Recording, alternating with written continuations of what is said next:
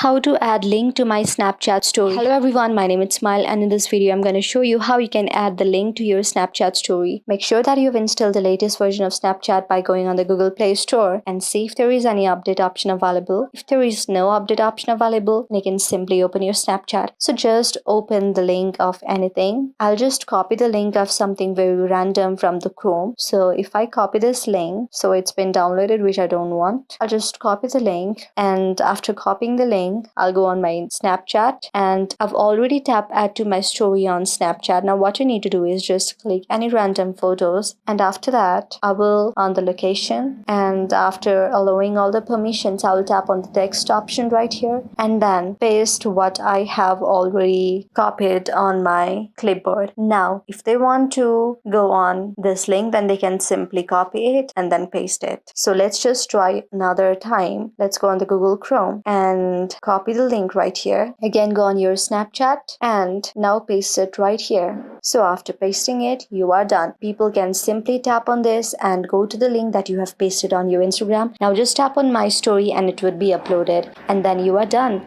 So this is how you can do it. I hope you like the video. If you like the video, then please do thumbs up, subscribe, and also comment in the comment section below.